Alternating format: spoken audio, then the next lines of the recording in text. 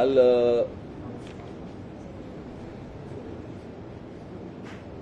सह्याद्रीला काल सन्माननीय मुख्यमंत्री, सन्माननीय मंत्री दादा भुसे, इतर सर्व त्यांचे अधिकारी आणि या सर्वांची एक काल बैठक झाली. त्या बैठकीनंतर काही गोष्टी तिथे ठरल्या. शांत होतच नाही ना तुम्ही शेवटपर्यंत.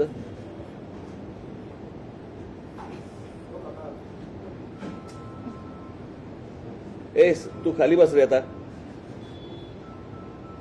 एका ठिकाणी कुठेतरी राहता.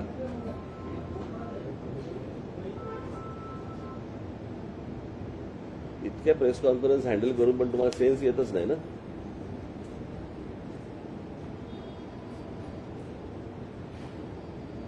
काल तिथे सगळ्या काही गोष्टी ठरल्या, परंतु त्या लेखी स्वरूपामध्ये या काही तिथे आल्या नव्हत्या. आणि मग तिथे असं ठरलं की उद्या म्हणजे आज अशी एक बैठक घेऊन त्या सगळ्या लेखी स्वरूपामध्ये तुमच्यासमोर गोष्टी आणाव्यात. ती थोडीशी पार्श्वभूमी तुम्हाला एवढ्यासाठी देतोय मुद्दामून का हा मुळात विषय मी काल 9 वर्षानंतर मी या विषयासाठी सह्याद्रीमध्ये अतिथीगृहामध्ये मी गेलो. मी जेव्हा 9 वर्षापूर्वी गेलो होतो त्यावेळेला तिथे पृथ्वीराज चव्हाण होते मुख्यमंत्री, आणि त्यावेळेला माझ्यामध्ये मी चुकत नसेल तर छगन भुजबळ होते, PWDचे छगन भुजबळ होते. त्याला काही गोष्टी ठरल्या, त्या सुरू झाल्या. मग त्याच्यानंतर पुढे काही परत त्याच वेळेला मला समजलं होतं की साधारणपणे या टोलच्या संदर्भामधली जी काही अॅग्रीमेंट्स आहेत, सरकारने केलेली अॅग्रीमेंट्स आहेत, ती 2026ला संपत आहेत. त्याच्यामुळे ती काय माझ्यासाठी नवीन गोष्ट नव्हती, परंतु त्याच्यामध्ये कोणत्या कोणत्या प्रकारच्या सुधारणा व्हायला पाहिजे होत्या किंवा व्हायला पाहिजेत ह्या ज्या मी सूचना केल्या होत्या. कारण त्यातली काही जी 2000 साली जी काय अॅग्रीमेंट झाली होती त्या अॅग्रीमेंटमध्ये देखील काही चुकीच्या गोष्टी आहेत. त्या देखील त्यावेळेला सांगितल्या गेल्या होत्या, आजही या सरकारला सांगितल्या गेलेल्या आहेत. परंतु ती सगळी अॅग्रीमेंट्स ही सगळी बँकांबरोबर झालेली असल्यामुळे त्याच्यामुळे आता 2026 पर्यंत तरी तुम्हाला काही करता येत नाही. पण त्याच्यामध्ये कोणकोणत्या सूचना किंवा सुधारणा या गोष्टी व्हायला पाहिजेत होत्या, ज्या झाल्या नाही किंवा थांबल्या गेल्या, पुढे काही होऊ शकलं नाही. आणि मग पुन्हा तो 9 वर्षानंतर विषय परत ऐरणीवरती आला. तो ऐरणीवरती येण्याचं कारण म्हणजे ठाण्यामधल्या 5 ज्या एंट्री पॉईंट्स आहेत तिथे पैसे वाढवले गेले आणि आमचा अविनाश जाधव आणि आमचे सर्व सहकारी तिकडे उपोषणाला बसले आणि परत तो विषय टोलचा ऐरणीवरती आला. त्यास तुम्हाला आठवत असेल तर मी तिकडे गेलो, अविनाशला मी ते उपोषण सोडायला सांगितलं आणि सोडायला सांगितल्यानंतर मी पत्रकारांशी आपल्याशी सगळ्यांशी बोललो की या संदर्भामध्ये मी 2 दिवसात मुख्यमंत्र्यांशी बोलेन. नेमकं त्याच वेळेला महाराष्ट्र राज्याचे उपमुख्यमंत्री देवेंद्रजी फडणवीस यांनी एक स्टेटमेंट केलं की महाराष्ट्रामध्ये कोणत्याही टोलवरती 4 चाकी वाहनांना 3 चाकी वाहनांना टोलच नाहीये. आता हे अशा प्रकारचं स्टेटमेंट त्यांच्याकडनं आल्यानंतर सगळ्या ठिकाणी चलबिचल सुरू झाली की म्हणजे आजपर्यंत आम्हाला फसवलं गेलं की काय, की सरकार म्हणते की आम्ही टोल वसूलच करत नाही आहोत, म्हणजे सरकारकडे पैसे जात नाहीयेत, फक्त जे टोल वसूल करतात त्यांच्याकडेच पैसे जातात की काय. याच्यानंतर काही ठिकाणी आंदोलनं झाली आणि वगैरे काही गोष्टी झाल्यात. त्या दरम्यान माझं मुख्यमंत्र्यांशी बोलणं झालं आणि कालची वेळ ठरली त्याप्रमाणे आम्ही तिकडे गेलो. परंतु ते नंतर कळलं की ते काय स्टेटमेंट होतं फडणवीसांचं, या टोलच्या संदर्भात. हां, म्हणजे मुंबईचे एंट्री पॉइंट्स, त्याच्यासोबतच मुंबई पुणे एक्सप्रेस हायवे यासाठी त्या काळामध्ये एक समिती नियुक्त करण्यात आली होती. हे वगळून त्या काळामध्ये इतर टोलच्या संदर्भात तो निर्णय झालेला होता. आता विषय असा आहे की MSRDC, PWD आणि इतर काही जे टोल नाके आहेत याच्यावरती हे आता हे एंट्री पॉईंट आणि एक्सप्रेसवे हे जर सोडलं तर बाकीच्या ठिकाणच्या टोल नाक्यांवरती ह्या 4 चाक्यांना मुभा आहे का टोल न भरण्याचं हे देखील आपल्याला चेक करायला लागेल. या सगळ्या गोष्टी त्याच्यावरती उपमुख्यमंत्री बोलले. आज आमचं इथे जे बोलणं झालंय त्याच्याप्रमाणे कोणकोणत्या गोष्टींच्या सुधारणा या सगळ्या टोल नाक्यांवरती व्हायला पाहिजेत मला असं वाटतं इथे ते त्याचे ते म्हैसकर आणि ते जय म्हैसूर. ती मंडळी पण इथे आली होती. टोल हा जर समजा तुम्ही घेणार असाल तर लोकांना कोणकोणत्या प्रकारचे तुम्ही तिकडे फॅसिलिटीज सोयी सुविधा तुम्ही दिल्या पाहिजेत या संदर्भामध्ये अॅग्रीमेंटमध्येच काही गोष्टी दिलेल्या आहेत ज्याची अंमलबजावणी झाली गेली नाही. मला असं वाटतं मी एक एक विषय तुमच्यासमोर वाचतो. त्याप्रमाणे पुढचे 15 दिवस ज्याला आपण अकाउंटेबिलिटी म्हणतो की साधारणपणे दर दिवसाला वाहन संख्या वाढते आपल्याकडे प्रत्येक शहरांमध्ये आणि ही वाहन संख्या किती वाढते हे मला स्वतः आरटीओला माहिती आहे. परंतु वाहन संख्या टोल नाक्यावरनं किती जातात याचा काही आकडा उपलब्ध नाही आणि तेही काही सांगत नाही. त्याच्यामुळे काल सरकारने मंत्री महोदयांनी आज निर्णय घेतला की पुढचे 15 दिवस या सर्व एंट्री पॉइंट्स वरती सरकारतर्फे कॅमेरे लावले जातील आणि त्यांच्याबरोबर आमचे देखील कॅमेरे लागतील पक्षाचे की जेणेकरून किती गाड्यांची ये जा होते आहे या गाड्या मोजल्या जातील. कारण दर दिवशी जर लोक समजा गाड्यांची संख्या वाढते आहे बरोबर आहे त्याच्यात हे टोल पण वाढवणार आणि गाड्यांची संख्याही वाढणार म्हणजे हे किती काळ चालू राहणार हे एकदा आपल्याला समजा नागरिक म्हणून आपल्याला कळलं पाहिजे बरोबर आहे. त्याच्यामुळे ही व्हिडिओग्राफी उद्यापासून सुरू होईल बरोबर. करारात नमूद केलेल्या सर्व सोयी सुविधा म्हणजे स्वच्छ प्रसाधनगृह पुरुषांसाठी आणि महिलांसाठी स्वच्छ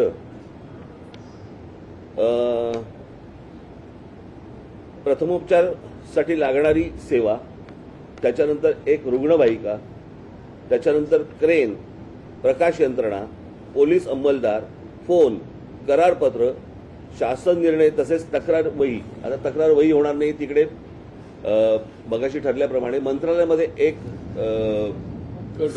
सेल उभा केला जाईल की या सगळ्या टोल नाक्यांवरती सीसीटीव्ही फुटेज म्हणजे सीसीटीव्ही कॅमेरे जे लागले जातील त्याची संपूर्ण तिथे मंत्रालयामध्ये वॉच ठेवलं जाईल कळलं का.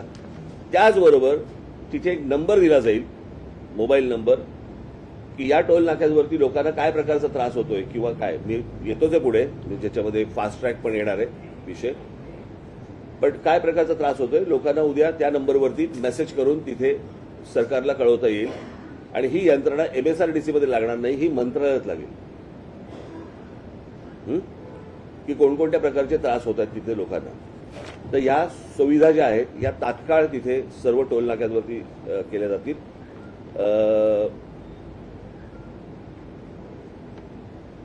त्याच्यानंतर करारातील नमूद सर्व उड्डाण पूल भुयारी मार्ग यांचे डिटेल स्ट्रक्चरल ऑडिट केलं जाईल बरोबर आहे आणि ते आपण ह्यांच्याकडनं करणार IITच्या लोकांकडून नामांकित संस्थेतर्फे IITच्या लोकांकडनं करणार ते. सो ते सरकारी यंत्रणा असणार. त्याच्यानंतर ठाण्याला जे टोल वाढ झालेली आहे खास करून मी कमर्शियल म्हणत नाहीये ज्या 4 चाकी वाहनांवरती जी 5 रुपयाची वाढ झालेली आहे हा रद्द करण्याच्या दृष्टिकोनातनं सरकारला 1 महिन्याचा अवधी पाहिजे आणि त्याप्रमाणे ते 1 महिन्याच्या अवधीमध्ये याचा निर्णय करतील असं सांगितलं आहे. जी वाढ झालेली आहे ती रद्द करण्याच्या दृष्टीने. त्याच्यानंतर जे गोष्ट बंद झाली होती ती आता पुन्हा सुरू होईल ती म्हणजे प्रत्येक टोल नाक्यावरती ती जी येलो लाईन जी पूर्वी होती बरोबर त्या येलो लाईनमध्ये 200 ते 300 मीटरच्या पलीकडे त्या येलो लाईनच्या बाहेर गाड्या गेल्या तर त्या सगळ्या गाड्या पुढच्या सोडून दिल्या जाणार टोल न घेता. येलो लाईनच्या पुढच्या सगळ्या गाड्या सोडून दिल्या जाणार. 4 मिनिटाच्या पलीकडे एकही गाडी टोल नाक्यावरती थांबणार नाही. त्याच्यासाठी एक्स्ट्रा मला असं वाटतं पोलीस फोर्स हा देखील तिकडे एक्स्ट्रा लावला जाईल की जेणेकरून ते जे टोल नाक्यांवरती जे बाउन्सर्स किंवा इतर जी पोरं ठेवली जातात आणि जे हमरी तुमरी करतात आणि काय लोकांची जे वेडवाकड वागतात हे याच्यापुढे ठेवले जाणार नाहीत. तिकडे ती यंत्रणा ही पोलिसांमार्फतच राबवली जाईल.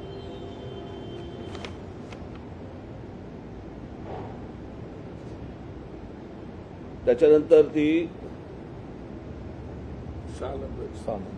6 नंबर टोल नाक्यावरती जर समजा फास्ट ट्रॅक हा चालला नाही त्यांचा, बरोबर आहे, तर तुम्हाला एकदाच तिथे पैसे भरावे लागतील. एक तर काय करतात हे तिकडेही पैसे वसूल करतात आणि पुढेही तुम्हाला मोबाईलवरती ते फास्टॅगचं हे येतं की किती पैसे भरा. तो दोन-दोनदा होणार नाही, ते एकदाच भरले जातील. आणि हे जर समजा दोन-दोनदा भरले गेले तर तुमच्याकडे कंप्लेंटचं जे नंबर दिलेला आहे त्याच्यावर तुम्ही इमिजिएटली ही कंप्लेंट करू शकता. हा, त्याच्यानंतर मोठ्या प्रमाणात कितीचं टेंडर आहे, कितीचा टोल आहे, म्हणजे टोल आकडा किती आहे, काय 1000 कोटी असेल तो आकडा दिला जाईल. रोजचे वसूल किती होत आहेत आणि आता उरलेत किती, हे मोठ्या बोर्डावरती रोजच्या रोज डिजिटली तुम्हाला सांगितलं जाईल लोकांसाठी, दोन्ही बाजूला. की तुम्हालाही कळेल की किती पैसे आपण आतापर्यंत जमा झालेले आहेत, किती जमा व्हायचे आहेत आणि आज दिवसभरामध्ये किती जमा झाले आतापर्यंत, हे तुमच्या समोर येईल.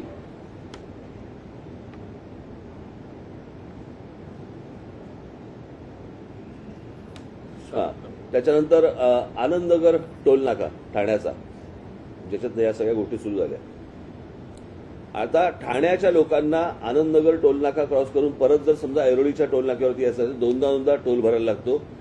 तो टोल एकदाच भरवला जाईल, एक तर आनंदनगर किंवा ऐरोली. याच्यासाठी त्यांना 15 दिवसामध्ये या प्रकारचा ते शासन निर्णय घेईल. एक महिन्याच्या शासन निर्णय घेईल. सर्वेक्षण करणार काय, त्याचंही सर्वेक्षण करणार की ठाण्यावरून मुळात किती गाड्या जात आहेत ते. 7 नंबर.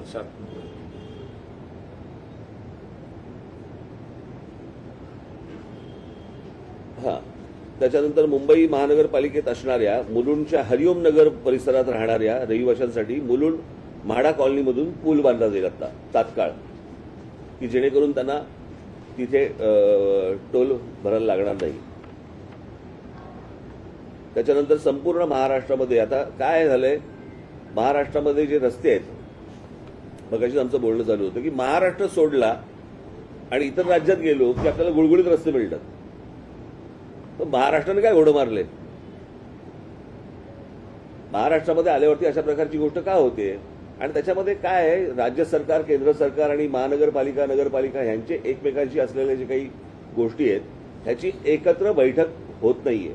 मी काल मुख्यमंत्र्यांना पण हेच गोष्ट सांगितली की ही जोपर्यंत एकत्र बैठक होत नाही, काय होतंय, आता हे राज्य सरकार म्हणतं नाही ते केंद्राकडे रस्ता जातो, आम्ही काही करू शकत नाही, मग हा राज्याकडे जातो, मग महानगरपालिका म्हणतात महानगरपालिकेकडे जातो. हे असं करून चालणार नाही, ते एकत्रित याचा निर्णय करावा लागेल.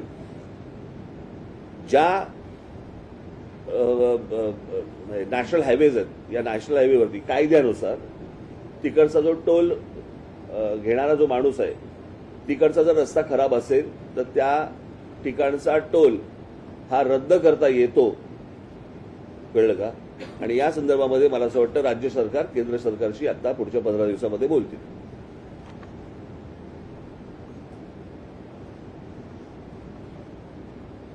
त्याच्यानंतर सार्वजनिक बांधकाम विभागाचे 29 व महाराष्ट्र राज्य रस्ते विकास महामंडळाचे 15 जुने टोल बंद करण्याच्या दृष्टिकोनातून 15 दिवसामध्ये मुख्यमंत्री निर्णय घेतील. सार्वजनिक बांधकाम विभागाचे 29, हे मागणी आहे तुमची. हो, आपली मागणी आहे. हो, बरोबर आहे, मागणी आहे, बरोबर आहे. परंतु त्याच्या संदर्भातच काल मुख्यमंत्री बोललेत की 1 महिन्याच्या आत तुम्हाला मी त्याचा निर्णय सांगतो. आणि महाराष्ट्र राज्य रस्ते विकास महामंडळाचे 15 जुने टोल आहेत, जुने टोल आहेत.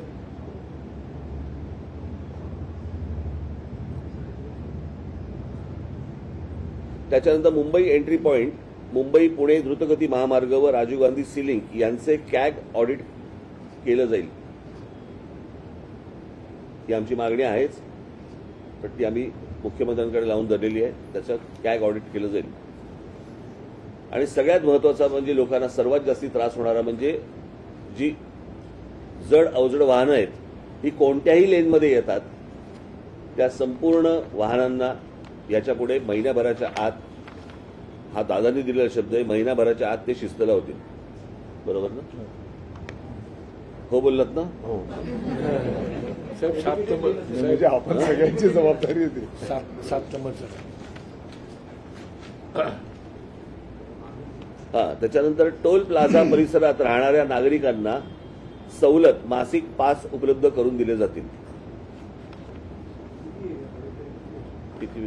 ते करारनाम्याच्या अटी शर्ती जे नियम असतील त्याप्रमाणे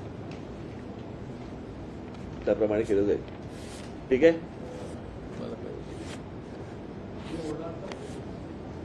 तुम्ही काय विचारणार असाल तर बोलतील. बोलतील ना. असा विषय यामध्ये व्हाईट पेपर का आणलं जातं? एंट्री पॉईंटचा मुद्दा वर्षानुवर्ष 2015 मध्ये देखील एंट्री पॉईंट बंद होणार पूर्ण निर्णय घेतात. जुलैला आम्ही अहवाल आणू असं म्हटलं गेलं, पण अहवाल आला पण त्यानंतर एंट्री पॉईंट 27 नंतर पण सुरू राहणार, MMRD घेणार. पण विषय असा आहे की 2,500 कोटींच्या कॉन्ट्रॅक्टसाठी किती वर्ष वसुली होणार? व्हिडिओग्राफी आपण करताय, पण याचं मी मगाशी आमचं तेच बोलणं झालं. मला असं वाटतं परवा दिवशी पण मी हेच म्हटलं. प्रश्न असा आहे की राज्य म्हटलं, राज्याला रेव्हेन्यू लागतो, कळलं का, राज्य चालवायला. हे काही न समजणे इतके काही दुधखोळ नाही होत. प्रत्येकाला माहिती आहे की राज्य चालवायचं असेल तुम्हाला रेव्हेन्यू लागतो.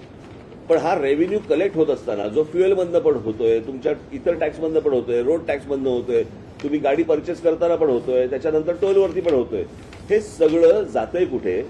मगाशी मी दादाची हाच विषय बोलत होतो की प्रत्येकाला असं वाटतं की अरे माझ्याकडचे रस्ते खराब आहेत, मी पैसे तर भरतोय या सगळ्या गोष्टीत, तर मला रिटर्नमध्ये काय मला मिळतंय? बरं, रिटर्नमध्ये त्याची अपेक्षा फक्त एवढीच आहे ना की मला चांगले रस्ते मिळावेत. यात अजून काय गैर असावं? खराब रस्ते तोडण्याची भूमिका सरकार घेईल का? रस्ते खराब असतील तो रस्त्याला लाभ दिला. कायद्यामध्ये आहे, म्हणूनच मी सांगितलेलं आहे, कायद्यामध्ये आहे. आता ही गोष्ट मी आता गडकरींशी पण बोलणार की जे राष्ट्रीय महामार्ग आहेत, ज्या राष्ट्रीय महामार्गांवरती किंवा राज्याचे महामार्ग आहेत तिकडे राज्यच निर्णय घेणार. पण जिकडे रस्ते खराब आहेत ते रस्ते खराब असल्यानंतर ती जबाबदारी सुधारण्याची त्या टोलवाल्याची जबाबदारी येते. करारामध्ये खूप विषय आहेत, पण ते आपल्या समोर आल्यानंतर आणि आता मला ते कळले. तर आता तुमचं समन्वय नसल्यामुळे हे झालेलं असं राजसाहेब पण म्हणाले. तर काय म्हणजे शब्द कसा देणार की एक महिन्यात होणार का? नाही झालं तर ती जबाबदारी काय? नाही, मला असं वाटतं, मी या संदर्भात मी ह्यांच्या बाजूने बोलतो असं नाहीये. मला असं वाटतं राज्य सरकारच्या अखत्यारीमधल्या ज्या गोष्टी आहेत, मला असं वाटतं याच्या बाबतीत हे निर्णय करू शकतात. समन्वयासाठी कोणी आहे? समन्वयासाठी नाही, आता मलाच फोन करायला लागेल. त्याच्यामुळे झालंय. म्हणजे समन्वयासाठी कोणी असणार? जबाबदार कोण? तुम्ही आलं, पण हे सगळं करार असताना झालं नाही. केंद्राचं वेगळं, राज्याचं वेगळं, त्यात कुठे समन्वय नाही. तर आमचा तर आम्हाला जो त्रास होतो त्याचा विषय, तर त्याची शाश्वती काय? काल माननीय मुख्यमंत्री महोदय एकनाथजी शिंदे साहेबांच्या उपस्थितीमध्ये आदरणीय राज ठाकरे साहेबांच्या शिष्टमंडळाशी काल सविस्तर चर्चा झालेली आणि त्यामध्ये अनेक मुद्द्यांवर कालही चर्चा संपन्न झाली आणि त्याचाच एक भाग म्हणून आज सकाळी 8 वाजता बैठक घेण्याचा आणि प्रत्येक मुद्द्यावरही चर्चा करून निर्णय करण्याचं ठरलं होतं. माननीय राज साहेबांनी जे काही मुद्दे आपल्या समोर ठेवलेले आहेत, काही मुद्द्यांची अंमलबजावणी आम्ही आजपासूनच त्या कामाला लागणार. काही मुद्द्यांच्यासाठी 1 महिन्याचा अवधी, कारण काही संख्या किंवा आपण आता जसा मुद्दा उपस्थित केला त्या अटी शर्ती करारनाम्यातल्या ज्या ज्या काही आहेत, निश्चितपणे त्याची अंमलबजावणी करणं ही आमची पण जबाबदारी आहे आणि ती आम्ही निश्चितपणे करणार. मला वाटतं की एक सकारात्मक भूमिका माननीय मुख्यमंत्री महोदयांची या सर्व संदर्भामध्ये आहे. काल राजसाहेबांशी पण बोलताना त्यांनी बिलकुल म्हणजे कोणाला पाठीशी घालण्याचा काही याच्यामध्ये विषय नाही. आपण जेव्हा टोल देतो तर साहजिक आहे की त्या सुविधा पण आपल्याला मिळायला पाहिजे, ही भावना असणं काही गैर नाही. आणि म्हणून आता एंट्री पॉईंटच्या सोबतच राज्यव्यापी पण चर्चा त्या ठिकाणी झालेली आहे. ताबडतोबीने आम्ही या विषयांवर मार्गक्रमण करणार.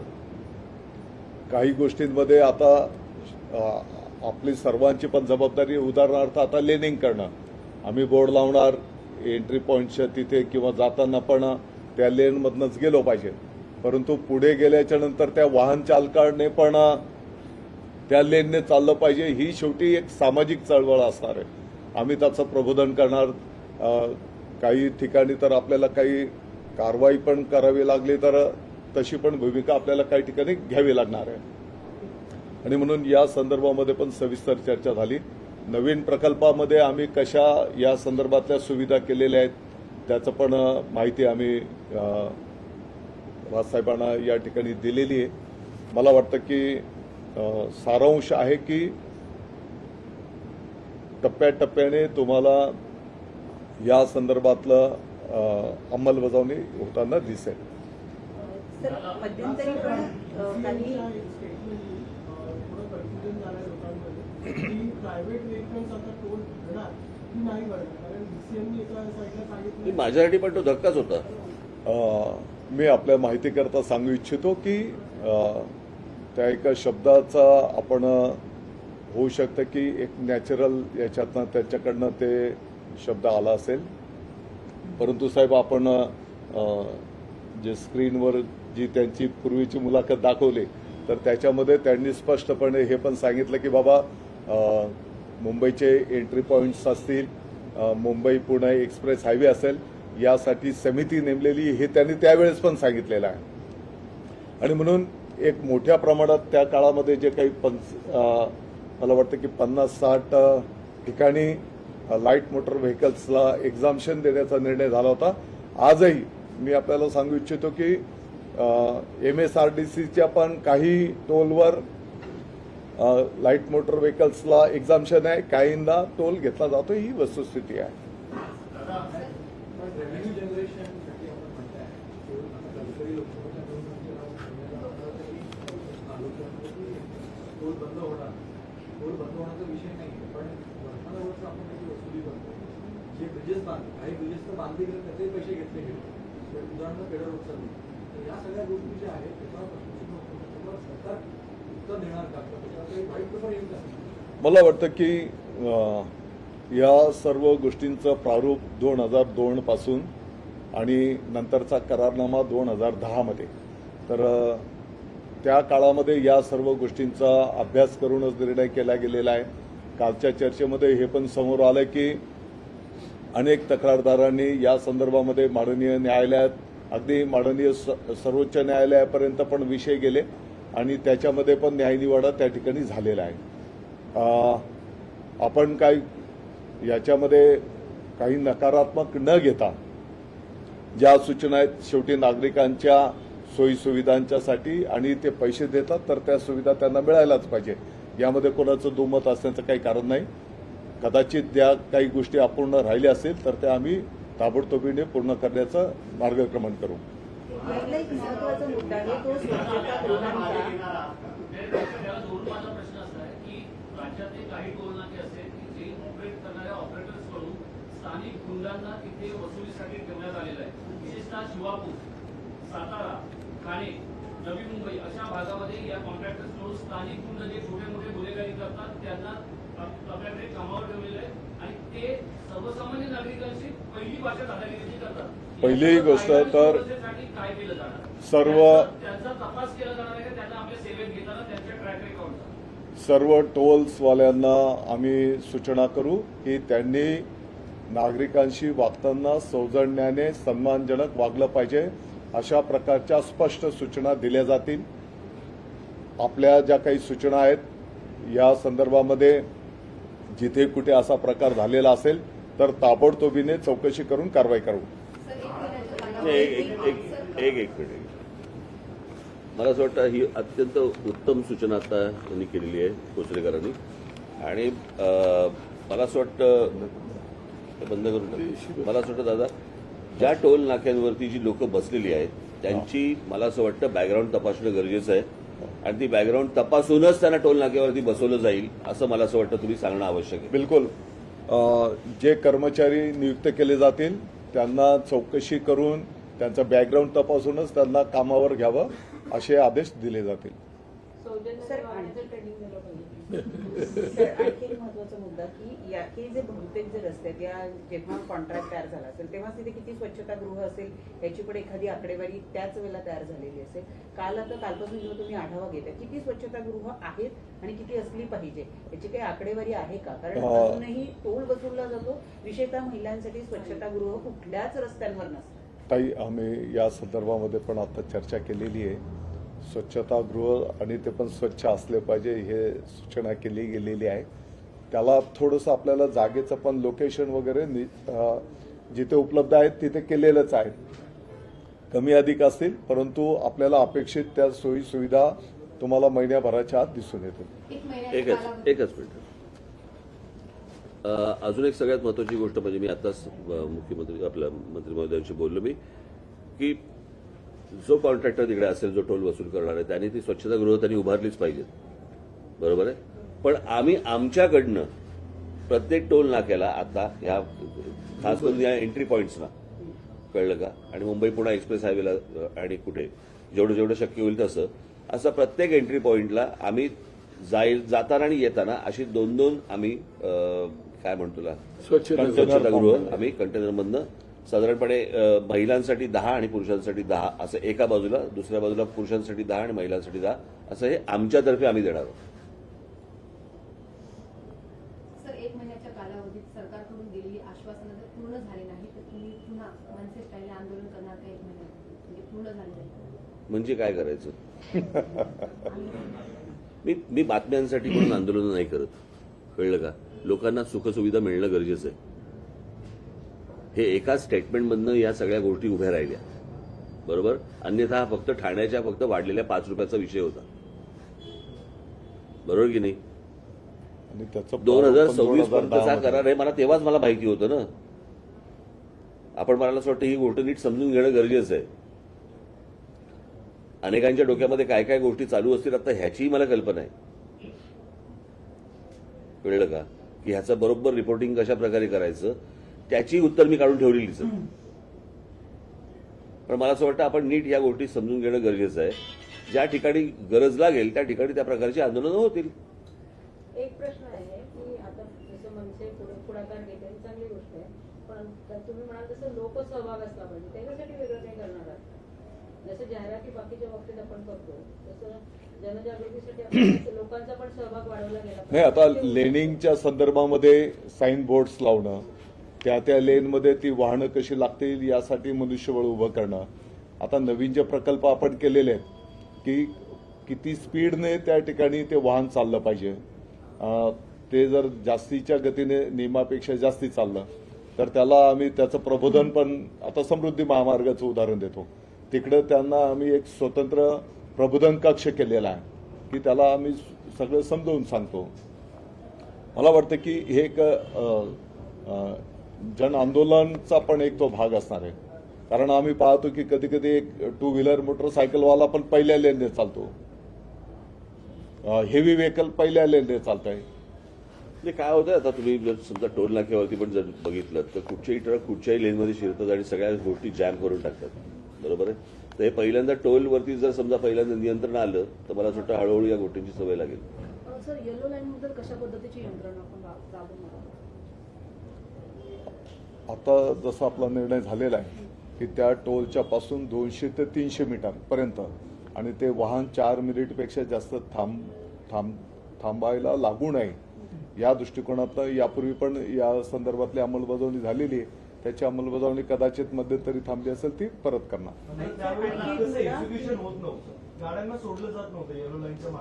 काही दिवस काल माननीय मुख्यमंत्री महोदयांनी या संदर्भामध्ये स्पष्टपणे सूचना आदेश दिलेले आहेत. काही दिवस आमची पण नजर असेलच. प्रमुख आहेत आतापर्यंत IAS अधिकाऱ्याला 7 वेळा निवृत्तीनंतर बढती देण्याचा हा MSRDCचा रेकॉर्ड आहे. 30 ऑक्टोबरला ते निवृत्त होणार. या त्यांच्या एकाच अधिकाऱ्याच्या एकाच जागेवर बसण्यामुळे टोलच्या संदर्भातल्या समस्या सुटत नाहीयेत असं रस्ते आणि पायाभूत सुविधांवर काम करणाऱ्या काही तज्ञांचं म्हणणं आहे. हे 30 ऑक्टोबरला निवृत्त होणार का, माझा एक स्पेसिफिक प्रश्न. आणि मला वाटतं की आजचा आपला जो प्रमुख विषय आहे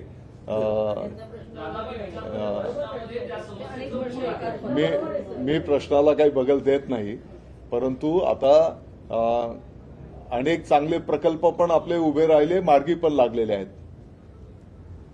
आणि ज्या काही अंमलबजावणी झाले त्या नियम कायद्याच्या चौकटीतच झालेल्या आहेत. मला असं वाटतं काही विषय आता ज्या प्रकारे सुरू करतायत आणि ज्या प्रकारच्या काही गोष्टींसाठी 1 महिन्याची मुदत सरकारने जी मागितलेली आहे मला असं वाटतं ती देणं आणि या गोष्टी बघणं आपण ते मला असं वाटतं आता पुढचं आपलं काम आहे. हे बघा मी परत तुम्हाला तेच सांगतो, टोल माफ ही पहिली गोष्ट लक्षात घ्या. माझं मगाचपासून माझं हेच म्हणणं होतं, राज्याचा रेव्हेन्यू बरोबर आहे हा विषय नाहीये. राज्याला रेव्हेन्यू नाही मिळाला राज्य चालू शकत नाही. त्याच्यामुळे तुम्हाला फ्युएल सेस असेल किंवा इतर जे टॅक्सेस असतील हे लागतात. आपल्याला फक्त विषय असा आहे की हा टॅक्स जातो कुठे, ज्याच्या मोबदल्यात आपल्याला काय मिळतंय. जर सगळे टॅक्स भरून, टोल भरून, रोड टॅक्स भरून, फ्युएल सेस भरून पण आपल्याला चांगले रस्ते मिळत नसतील आणि नाक्यावरती जर समजा टोल नाक्यावरती दादागिरीची भाषा ऐकायला लागणार असेल सर्वसामान्यांना, तर हे पैसे भरून आम्हाला काय मिळतंय. आम्ही म्हणजे साधारणपणे स्वच्छतागृह पण जर समजा मिळत नसतील याच्यात, तर उपयोग काय या गोष्टींचा. याच्यासाठीचा मला असं वाटतं हा विषय होता. विषय सुरू झाला 5 रुपयापासून, कळलं का. सो गेला त्याचं प्रारूप 2010 मध्येच झालं. हा म्हणजे ते जुनं आहे ते. आणि त्या सगळ्या अग्रीमेंटमध्ये काही चुकीच्या गोष्टी आहेत ज्या आता सरकारला बदलणं किती शक्य आहे मला माहिती नाही, कारण ते झालेले बँकांबरोबरचे व्यवहार आहेत. काल आणि ही गोष्ट मला पृथ्वीराज चव्हाण जेव्हा मी भेट घेतली होती त्याच वेळेला ती मला समजली होती. त्याच्यामुळे 9 वर्ष ज्या ज्या काही सूचना करता येतील तेवढ्या केल्या, परंतु आता हा विषय परत ऐरणीवरती आला. आमच्या अविनाशने परत तो 5 रुपयाची वाढ झाली, त्याच्यामुळे तो परत वरती आला. आता आपण थोडंसं वाइंड अप करतोय म्हणून परत सांगतो. आणि त्याच्यात फडणवीसांचं स्टेटमेंट आलं, त्याच्यामध्ये परत ते सगळं उसळलं. नाही, पण महिन्याभरात जर अंमलबजावणी झाली नाही की विषय पुढे काय. कारण जेव्हा मनसे अध्यक्षांनी जाऊन विषय घेतला, अगदी मंत्री समजा एखाद्या मंत्री घरी येत आहेत, सगळं लोकांना सांगतात, पण महिनाभरात जर अंमलबजावणी झाली नाही तर पुन्हा एकदा मनसेला विषय घ्यावा लागेल लोकांना. समजा एखाद्या विषयामध्ये आपण महिना 30 दिवस 31 दिवसाचा बोलतो, आपल्याला जर दिसतंय की या विषयामध्ये पॉझिटिव्हली मार्गक्रमण होतंय, आणखी 2 दिवस लागतायत, एक घडीभर सांगतो मी, आपला प्रतिसाद किंवा त्या बाबीची अंमलबजावणी करण्याची भूमिका जर पॉझिटिव्ह आहे तर मला वाटतं की पुढच्या प्रश्न मला निर्माण होणार नाही. अजून एक छोटी गोष्ट सांगतो की काही आज घरी आलेत बिरेलेत हा विषय नाहीये, परंतु दादांना मी खूप जुनं ओळखतो.